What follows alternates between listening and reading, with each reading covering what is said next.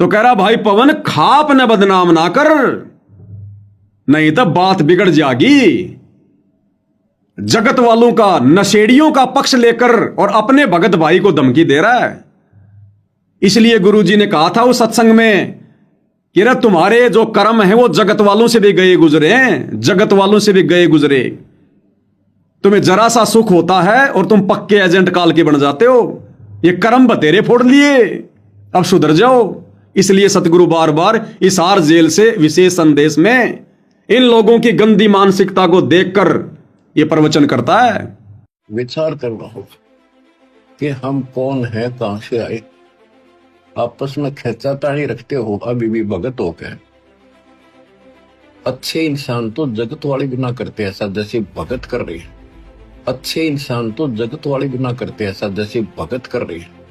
अच्छे इंसान तो जगत वाले गुनाह करते ऐसा जैसे भगत कर रही है। किसी को छोटी सी सेवा दे देते, कोऑर्डिनेटर बना दिया, वो ने सोचा मैं खुदा बन गया।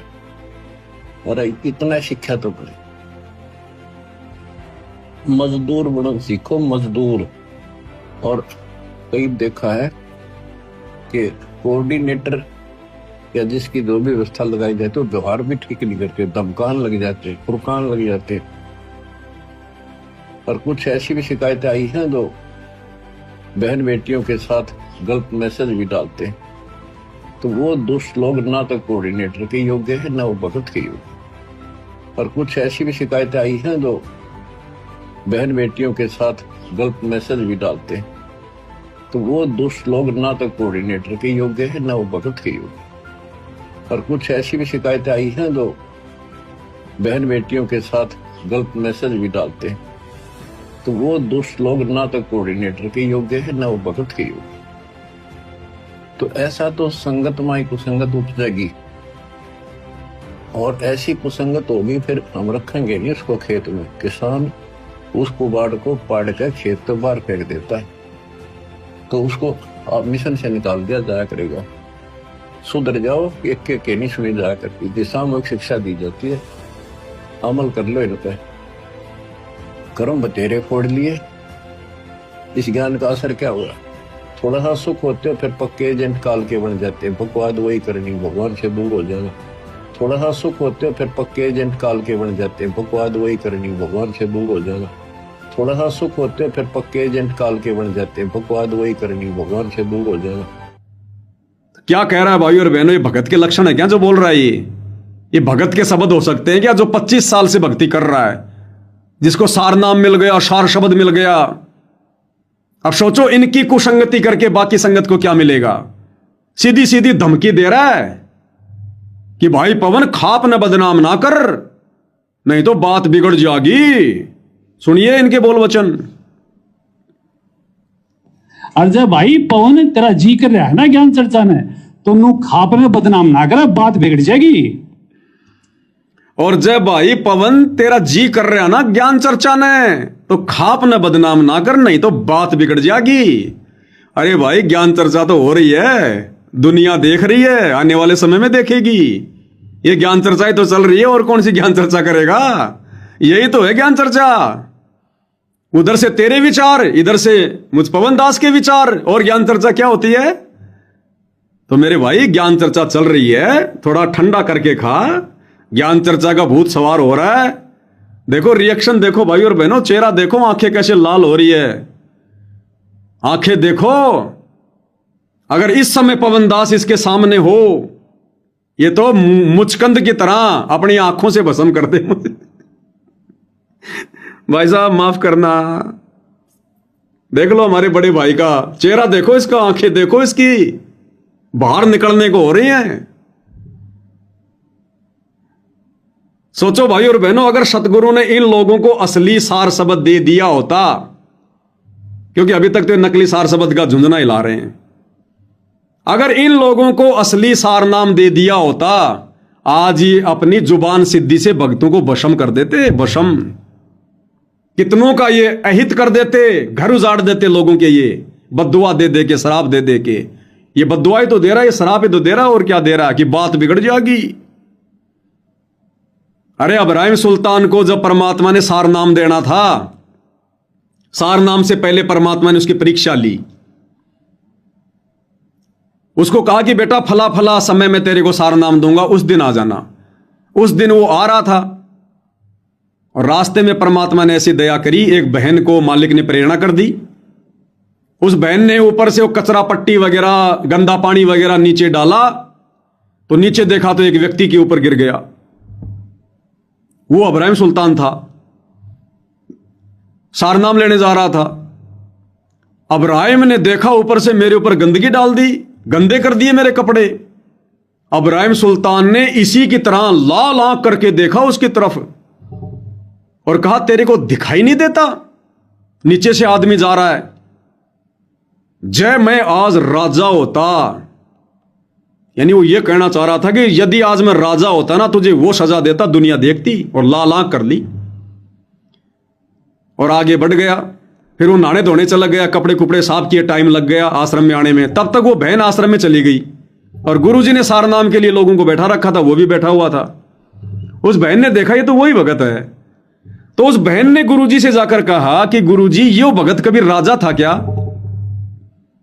तो परमात्मा ने कहा कि बेटी ऐसी क्या बात है, राजा था, बहुत बड़ा राजा था बेटी, इसने बहुत बड़ा त्याग किया है। लेकिन तू क्यों पूछ रही है, तेरे को क्या पता? अब लीला तो सारी भगवान की थी। तो उस बहन ने कहा जी ऐसे ऐसे ये नीचे आ रहा था मकान के, मैंने ऊपर से जी नीचे देखा नहीं, मैंने वो कचरा डाल दिया। तो इसने कहा कि जब मैं राजा होता आज तेरा वो हाल करता, तेरे को दिखाई नहीं देता। तो गुरुदेव ने कहा कि वाह वाह बेटी, वाह वाह, बहुत अच्छा कर दिया तूने, बहुत अच्छा कर दिया बेटी। अब वो बहन तो चली गई। अब्राहिम का नंबर आया सारनाम का। अब बाहर तो आंखें लाल कर रहा था विकास सिंह पुरिया की तरह, और गुरुजी के आगे जाके हे गुरुदेव आपका दास योग्य हो गया हो तो सारनाम की दया कर दो गुरुदेव। वहां बिल्कुल भिग्गी बिल्ली बन गया, आधीन दास, दिखावटी दास। तो सतगुरु ने कहा कि बेटा अभी तू राजा है। बोला नहीं नहीं नहीं गुरुजी, मैंने राज तो त्याग दिया। अब भाई और बहनों, भक्ति मार्ग में ये उल्टा जवाब देना भी भगत की बहुत बड़ी कमजोरी होती है। जब सतगुरु ने एक बार कह दिया बेटा अभी तू राजा है, तो भगत ने मुंह के ताला लगा लेना चाहिए। सतगुरु को उल्टा जवाब नहीं दिया जाता। गुरु के सन्मुख वचन न कहिए, सो शिष्य रहनी गहनी सुख लइए। अगर सतगुरु ने कह दिया कि बेटा तू राजा है, उसी समय हाथ जोड़ लेने चाहिए, जी गुरुदेव कोशिश करूंगा मालिक दास बनने की, आप अपना आशीर्वाद दीजिए दाता, आप दया करना मालिक। और फिर विचार करना चाहिए कि सतगुरु कहां बोल रहा है, क्या बोल रहा है, मेरे से क्या गलती बनी है। तो अब्राहिम ने कहा कि नहीं नहीं जी, राज तो मैंने त्याग दिया। गुरुजी ने कहा कि बेटा तूने राज त्याग दिया, लेकिन राजपना नहीं गया, वो अहंकार नहीं गया तेरा। अभी जब तू नीचे आ रहा था, इस बेटी ने तेरे ऊपर वो कचरा डाला गलती से, तू क्या बोला, जय मैं राजा होता, फिर नीचे गर्दन कर ली। तो भाई और बहनों, अब्राहिम सुल्तान को तो जरा से गुस्से की वजह से भगवान ने सारनाम भी नहीं दिया, और ये कह रहे हैं हम सारनाम प्राप्त हैं। और आंखें देखो अब्राहिम सुल्तान से भी बड़ी बड़ी निकलने को हो रही है बाहर। मुचकंद को भी फैल कर रहा है इसका रुतबा। बॉलीवुड की फिल्मों में अगर कोई गुंडे का रोल मिल जाता तो भाई साहब सुपरहिट हो जाता। विले बेचारा हीरो तो वैसे इसका चेहरा देख के डर के मारे मर जाता, फिल्म छोड़ के भाग जाता। तो सोचिए इनको कहां ओरिजिनल सारनाम दिया सतगुरु ने। अरे दासा तन नेड़े नहीं नाम धरावे दास, पानी के पिए बिना भाई कैसे बुझेगी प्यास। ये तो रिहर्सल चल रही है 2014 के बाद कि कौन कौन आत्माएं सार नाम के योग्य हैं। सतगुरु यही तो देख रहा है पिछले 10 साल से हिसार जेल में बैठकर। सतगुरु कोई बेचारा थोड़ी है, कोई निर्धन, कोई गरीब थोड़ी है, कोई असहाय थोड़ी है जो सरकार ने उनको जेल में डाल रखा, बाहर नहीं निकल रहे। वो तो मन मर्जी का राजा है। वो यही तो देख रहा है कि अभी तक कौन कौन भक्ति के योग्य है। प्रथम नाम के भी योग्य कोई है कि नहीं। अभी काय का सार नाम, काय का सार शब्द परमात्मा ने छींट भी नहीं लगने दी अभी तक। तो ये इस भाई के बोल वचन है कि पवन दास जय तेरा ज्ञान चर्चा का भूत सवार है तो शामी आ। और भाई पवन खाप ने बदनाम नहीं करेगा, नहीं तो बात बिगड़ जाएगी। और अब आगे क्या कह रहा है पता है? महाराज जी की खाप की बदनामी बर्दाश्त नहीं होगी हमारे से। यानी महाराज जी यानी संत रामपाल जी और खाप पंचायतों की बदनामी, इनका अपमान सहन नहीं होगा। अरे भाई मैंने क्या अपमान कर दिया? मैंने वही तो कहा जो सतगुरु ने कहा, वही तो कहा जो सच है। ये लोग हुक्का पीते हैं और हुक्का पीने वाले ढेड आदमी हैं। अगर ये हुक्का नहीं पीते हैं तो ये ढेड नहीं है, फिर क्यों अपने दिल पर ले रहे हैं अगर हुक्का नहीं पी रहे तो कह रहे महाराज जी की और खाप पंचायतों की बदनामी बर्दाश्त नहीं होगी। यानी तेरे को काट देंगे, ठोक देंगे, तेरे को जला देंगे, भस्म कर देंगे, बर्दाश्त नहीं होगी हमारे से। अब बताओ भाई और बहनों, इनमें भगत का गुण है? अरे गुरुजी कहते हैं भगत में तो शील, संतोष, विवेक, दया, अक्षमा, ये भगत के गहने हैं, आभूषण हैं। भगत में दया भाव होना चाहिए। भगत को कोई थप्पड़ भी मार दे बेवजह, भगत ने उल्टा हाथ नहीं करना चाहिए। अरे महात्मा गांधी तो भगत नहीं था, उसमें भी इतनी अक्ल थी। अगर उसके एक गाल पे कोई थप्पड़ मार देता, दूसरा आगे कर देता था। अरे हम तो भगत हैं, लेकिन अभी भगत बने नहीं, अभी तो भगत सिंह है, भगत सिंह। रगों में जोश है अभी तो कह रहा बर्दाश्त नहीं होगी महाराज जी के खाप पंचायतों की बदनामी। अब बताओ भाई और बहनों, मैंने महाराज जी की क्या बदनामी कर दी? क्या मैं कर सकता हूं अपने गुरुदेव भगवान की बदनामी? अपना गला कटवा लेंगे उससे पहले तो। बताओ दास ने कब बदनामी की, कैसे बदनामी की? एक शब्द तो बता दो कोई कि ये कहकर मैंने महाराज जी की बदनामी कर दी हो। और कब मैंने खाप पंचायतों की बदनामी की? मैंने तो हुक्का पीने वालों को कहा है, और वो 1000 बार कहूंगा और कहता रहूंगा। और मेरे गुरुदेव ने कहा है, मैंने उनके वचनों को दोहराया है। तो ना तो मैंने महाराज जी की बदनामी की, ना मैंने खाप पंचायतों की मैंने कोई बदनामी की। हमें पंचायतों से कोई लेना देना ही नहीं है। वो तो मान सम्मान करने के लिए पंचायतों के लोग आए, इसलिए हमारे को कहना पड़ा। वो कहेंगे, देश का प्रधानमंत्री भी अगर मर्यादा विरुद्ध उनका सम्मान करना चाहेगा, हम तो ऐसे ज्ञान आधार से कहेंगे भाई। तो कह रहा है महाराज जी की और खाप पंचायतों की बदनामी बर्दाश्त नहीं होगी। यानी बस हमारा धैर्य जवाब दे रहा। पवन दास तो दिखाई मत दे जाना कहीं। क्या कह रहा, ध्यान से सुनिए। ये ऐसा वैसा भगत नहीं है, तुम क्या देख रहे हो उसकी तरफ। ये विकास सिंह पुरिया है, छोटा मोटा भगत नहीं है, पैसे वाला भगत है, पावर है इसके पास में। बस थोड़ी ज्ञान की कमी है। अब मालिक दया करेंगे, ऐसी बात नहीं, ये भी उन्हीं का बच्चा है। सुनिए। तेरा जी करे तुम्हारी गल बात करे, और भाई किसी भी प्रकार से 1% भी चुबीसी खाप और महाराज जी का अपमान बर्दाश्त नहीं करा जाएगा।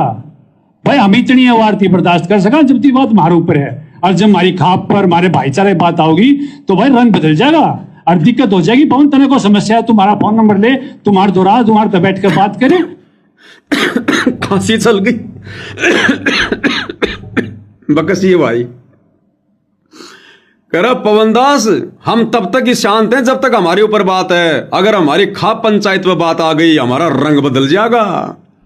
यानी फिर हम भगत से गुंडे बन जाएंगे, हम भगत से फिर बदमाश बन जाएंगे। कह रहा हमारा रंग बदल जाएगा फिर। और रंग बदलना तो ये होता है भाई कि जब तक बात हमारे ऊपर है, यानी पवनदास तू आश्रम वालों को कुछ भी कह ले, चोर हैं, डकैत हैं, कुछ भी हैं, संगत का धन खा रहे हैं, संगत की मर्यादा तोड़वा रहे हैं, काल के दूत हैं, कहता है हमारे को कुछ भी कह ले, लेकिन बात अगर हमारे भाईचारे पर आ जाएगी। देख लो भाईचारा ऐसा होता है भाई और बहनों। देखा, भक्तों से भाईचारा नहीं है इनका, भक्तों से दुश्मनी और जगत वालों से नशेड़ियों से भाईचारा। साधु सेती मस्करी और चोरों नाल खुशहाल, मल अखाड़ा जीतेंगे युगन युगन के माल। ये परमेश्वर की वाणियां भाई और बहनों, अमर वाणियां हैं। आज देखो चरितार्थ हो रही हैं, सत्य साबित हो रही हैं।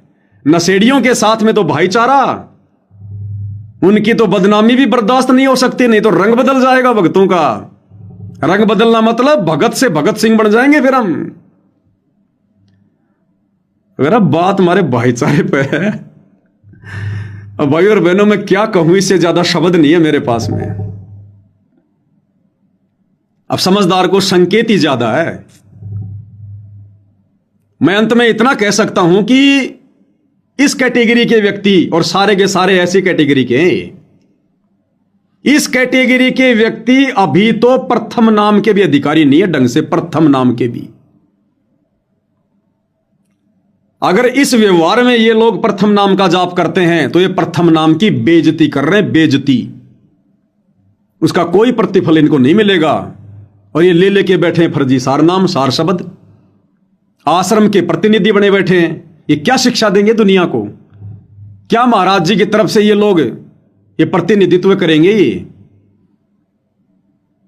ये इनके आचार विचार व्यवहार, इनका रंग ढंग आप लोगों के सामने गुरुदेव भगवान के आशीर्वाद से पेश किए जा रहे हैं, क्योंकि ये सतभक्ति मार्ग है भाई और बहनों।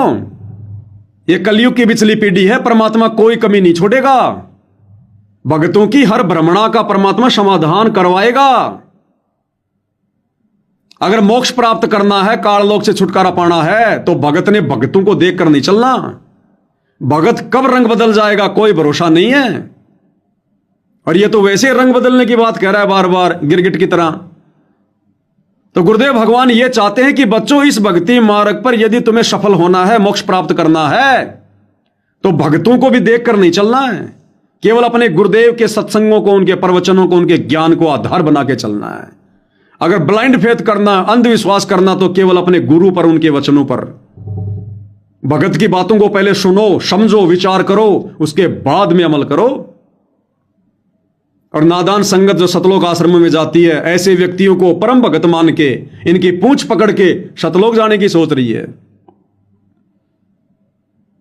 तो क्या प्रवचन दे रहा है कि भाई पवन रंग बदल जाएगा अगर हमारे खाप के ऊपर तूने उंगली उठाई तो, हमारे भाईचारे के ऊपर तूने उंगली उठाई तो। अब ये इनका भाईचारा हो गया, जगत वाला इनका भाईचारा हो गया। भाई और बहनों, परमेश्वर ने सब कुछ क्लियर कर रखा है। कुल करनी के कारण हंसा गया भिगोए, अरे फिर यो कुल के कर लेगा जो तू चार पाए का होए। ये हुक्का पाड़ तो जानवर बनेंगे 84 में जाएंगे परमात्मा के विधान अनुसार। और इनके साथ में झूठा भाईचारा निभा के तुम लोग भी 84 में जाओगे, गधे बन के घूमोगे। फिर यो भाईचारा, ये कुल, ये तेरा क्या ढाल अड़ाएगा फिर? अरे कौन से दिन सत्संगों को समझोगे फिर? सतगुरु की जुबान में छाले पड़ गए सत्संग करते करते। अब नालायकों की बुद्धि में एक बूंद भी नहीं समाई। ये दया करी भाई और बहनों, इनका ये इंटरव्यू हमारे हाल लग गया और आज इनके वचन हमारे को सुनने को मिल रहे हैं। हमें पता चल रहा है, दूर बैठे बहुत सारे नए भाई बहन जो अभी आश्रम में नहीं गए, ना जाने उनके मन में क्या क्या विचार आते हैं कि आश्रमों में तो पता नहीं कैसे कैसे भगत होंगे हैं। आश्रमों में तो पवन दास से भी पुराने पुराने भगत हैं, 20-20 साल वाले, 25-25 साल वाले। ना जाने उनके पास तो ज्ञान का भंडार होगा। ये है ज्ञान का भंडार, देख लो, ये बारूद का भंडार है, बारूद का भंडार।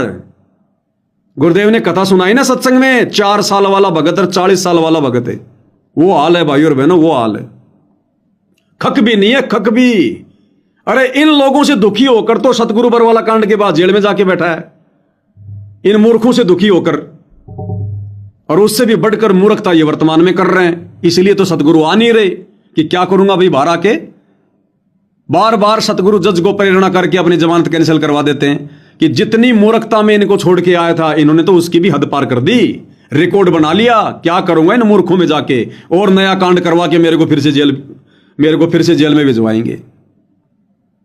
तो कह रहा है बात हमारे भाईचारे में आ रही है। रंग बदल जाएगा भाई पवन दास, रंग बदल जाएगा। तने बात करनी है तो हमारा नंबर ले, मार से बात कर। अरे भाई बात करने की जरूरत ही नहीं, भगवान ने तुम्हारे से वीडियो बनवा दिया, तुम्हारे विचार आ गए, अब ये बातें हो रही हैं, समझने वाले समझ जाएंगे। अब आगे भाई और बहनों कुछ ज्ञान आधार से चर्चा होंगी। ये भाई उल्टे सीधे उदाहरण पेश करना चाहता है इन खाप पंचायतों के बचाव में। और ये दामोदर सेठ का उदाहरण दे रहा, दामोदर सेठ का, कि भगवान ने दामोदर सेठ का जहाज डूबने से बचा लिया। दामोदर ने प्रार्थना की थी, फिर दामोदर ने जाकर, बाकी सेठों ने जाकर सतगुरु का धन्यवाद कर दिया। इसमें क्या हो गया? तू क्यों खाप पंचायत के लोगों के ऊपर उंगली उठाता है? भाई विकास सिंह पुरिया जी, उदाहरण दो तो सटीक दिया करो, समझ में आने वाले दिया करो। ये साध संगतियां हैं, सतगुरु के आशीर्वाद से यहां बाल की खाल निकाली जाती है। 100 सुनार की 1 लोहार की। तो भाई क्या कह रहा है, ध्यान से सुनिए इनके विचार। अर्ज खापती के मैं कह दिया, ये दामोदर का जहाज डूबा था, दामोदर ने प्रार्थना कर दी, अगर महाराज जी रक्षा कर दो। दामोदर के साथी भी उसके मैं थे, आज वो है नो वो है, हम डूब रहे थे, हमने प्रार्थना कर दी, अगर जी हमारे खेत डूबे पड़े हैं, हम समस्या में, और महाराज जी ने दया कर दी, भाई दामोदर भी बच गया और साथी भी बच गए। और वह साथी जाकर भाई कबीर जी के उसमें आश्रम में जाकर उन्होंने धन्यवाद कर दिया। तो वो धन्यवाद करने में भाई की ना हो गया, अरे सत्संग सुन तो ढंग से सुने, और सत्संग के माध्यम तक खा पंचायत ने बदनाम करने की कोशिश ना करे। अरे सत्संग सुने तो पवन ढंग से सुने। अब ये तो संगत निर्णय करेगी किसने ढंग से सुने। तो भाई क्या कर रहा है, दामोदर सेठ का उदाहरण दे रहा है अपने भाईचारे का बचाव करते हुए कि दामोदर सेठ का जहाज डूबा था और दामोदर ने जो है प्रार्थना कर दी,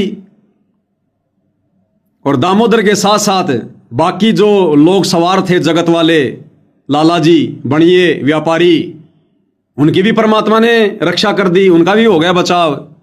और सब ने जाकर परमात्मा जी का धन्यवाद कर दिया। तो इसमें क्या गलत कर दिया, वो डेड हो गए, वो भी तो जगत वाले थे, तो क्या डेड हो गए वो।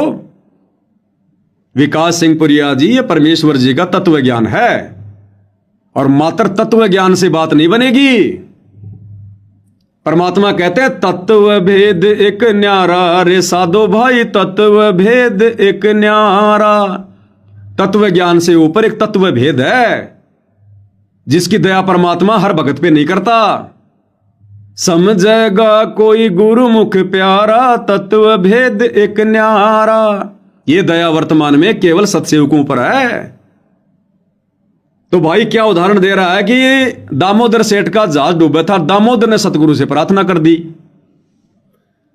अरे भैया, यहां तो जगत वाले प्रार्थना कर रहे हैं, दामोदर तो भगत था। दामोदर ने तो सतगुरु से नाम उपदेश ले रखा था। इन लोगों ने कौन सा नाम उपदेश ले रखा था, बताइए। और दामोदर का जहाज यदि परमात्मा ने डूबने से बचाया, तो दामोदर का जहाज डूबने से बचाने के लिए भगवान ने अपने भक्तों को नहीं भेजा। जिस प्रकार से तुम लोग ट्रैक्टर, ट्रॉली, मोटर, पाइप ले लेके जा रहे हो, भगवान ने अपनी समर्थता से वहीं बैठे बैठे और दामोदर के जहाज को डूबने से बचाया। आज भी तो वही समर्थ परमात्मा है। ये तो तुम जा रहे हो अपनी तरफ से मान बढ़ाई की भूख में, अपनी चौधर के लिए, अपना सम्मान जो है करवाने के लिए, अपनी भक्ति बर्बाद करने के लिए। ये तो तुम लोग भटक रहे हो जबरदस्ती। परमात्मा ने दामोदर का जहाज डूबने से बचाने के लिए भक्तों को नहीं भेजा था कि जाओ भक्तों, ले जाओ मोटर, पाइप, निकालो सारा पानी समुद्र का। अपनी समर्थता से बचाया था। और भैया उस समय दामोदर सेठ ने, भगत ने प्रार्थना करी थी। आज बता दो कौन से भगत ने प्रार्थना करी है। एक भी भगत अपनी आत्मा पे हाथ रख के अपने गुरु की सौगंध खा के बता दो, जिस भगत ने हिसार जेल में गुरुजी से प्रार्थना करी हो कि गुरुजी मेरा खेत डूब गया, मेरा घर डूब गया, मेरी रक्षा करो। भगत कर ही नहीं सकता, भगत करेगा ही नहीं। तो कौन से सत्संग कहां फिट कर रहा भाई। और दूसरी बात, दामोदर भगत के साथ साथ परमात्मा ने उन सेठों की रक्षा की, क्यों की। और दामोदर भगत की रक्षा भी परमात्मा ने केवल इसलिए की क्योंकि दामोदर जो भगत था वो पतिव्रता पद पे था। तुम्हारी तरह 5-5 फोटोओं की पूजा नहीं करता था वो, केवल अपने सतगुरु का चित्र रखता था। बाकी सभी देवी देवताओं की फोटो उसने जल प्रवाह कर दी थी।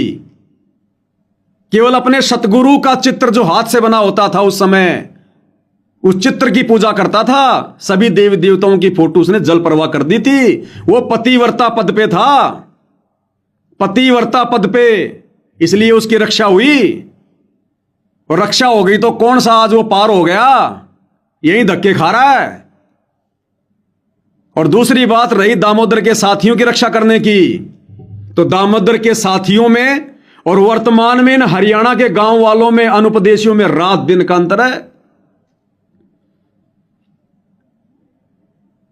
दामोदर के साथियों ने अंत में थक हार कर अपने सभी देवी देवताओं से अरदास कर ली थी, अपने जितने भी महापुरुष थे उनसे अरदास कर ली थी। किसी ने कोई इशारा नहीं दिया। अंत में सारे के सारे इकट्ठे होकर दामोदर के पास गए और कहा, भाई दामोदर, अब भाई तेरे हाथ में है बात। कहते हैं सतगुरु का भगत बड़ा तगड़ा होता है। और सबके सब सेठों ने क्या कहा था कि दामोदर, यदि आज तेरे सतगुरु ने हमारी रक्षा कर दी, क्योंकि उन सेठों के बाल बच्चे, उनका धन सब कुछ जहाज में था, उनका सर्वस्व नष्ट होने जा रहा था। उन सभी सेठों ने संकल्प लिया था, पहले संकल्प सत्संग ध्यान से सुनाकर विकास भाई, उन सभी सेठों ने संकल्प लिया था पहले कि दामोदर, यदि आज जहाज डूबने से बच गया, हम सपरिवार घर बाद में जाएंगे, पहले तेरे सतगुरु से उपदेश लेंगे। और जैसे उनका जहाज बचा, परमात्मा ने दया करी, वो जितने भी सेठ लोग थे सपरिवार अपने घर पर बाद में गए। पहले परमात्मा जहां सत्संग कर रहे थे उनकी जय जयकार करते हुए उनसे उपदेश लिया। अरे इनका खेतों का पानी निकले हुए तो 2-2 महीने हो गए, ये तो सूंघ भी नहीं रहे सतगुरु को। इन्होंने किसने नाम उपदेश ले लिया इनमें से? और किसने संकल्प लिया था कि हमारी बाढ़ का पानी बाबा रामपाल निकाल देगा तो हम जाके नाम दीक्षा ले लेंगे? कोई संकल्प लिया इन लोगों ने?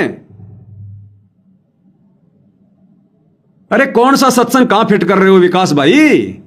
सत्संग की जड़ में जाओ मालिक के आशीर्वाद से। ये सत्संग कोई मनोरंजन के लिए नहीं सुना है गुरुदेव ने। इन सत्संगों पर चिंतन मनन मंथन करना पड़ेगा, तब इनका निष्कर्ष निकलेगा तत्व भेद।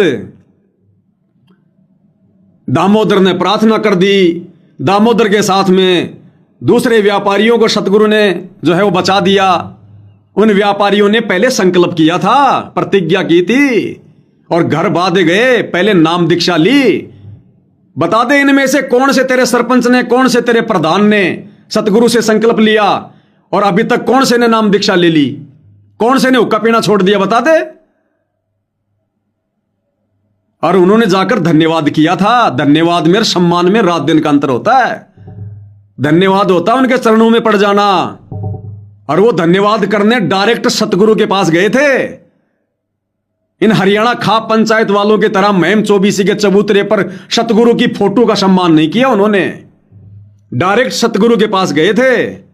अगर इन लोगों को सम्मान करना था तो पहले संकल्प लेते, सारी बुराइयां छोड़ते, हुक्का पीना छोड़ते, ना मेरे को वीडियो बनाने की कोई जरूरत पड़ती, और जाकर हिसार जेल में सतगुरु से दीक्षा लेते, फिर हमें कोई ऑब्जेक्शन नहीं था। ये तो अभी तक हुक्का पी रहे हैं और तुम इनको कह रहे हो हमारा भाईचारा ये। ऐसे हुक्का पीने वाले व्यक्ति तो सतगुरु की फोटो को हाथ लगाने के अधिकारी नहीं है। पैर छूना तो बहुत दूर की बात है। सतगुरु ये ड्रामे नहीं करता, ना कभी उन्होंने ड्रामेबाजी कभी ये करवाई। दामोदर सेठ का उदाहरण दे रहा है भाई। कहीं की ईंट कहीं का रोड़ा, भानुमती ने कुणबा जोड़ा। भाई आप सतलोक आश्रमों में जो बेचारे ये बंगाल, बिहार, उड़ीसा, झारखंड के भगत आते हैं ना, तुम्हारे सामने हाथ जोड़ के बैठ जाते हैं, तुम अपना ये मनमाना ज्ञान उनके ऊपर थोप दिया करो, वो तुम्हारी हर बात को आंख बंद करके स्वीकार कर लेंगे। ये साध संगतियां हैं जिनके विषय में गुरुजी ने कहा कि ब्रह्मा विष्णु महेश भी आ जाएं तो मुंह की खा के जाएंगे। ये साध संगत वालों के लिए कहा परमात्मा ने।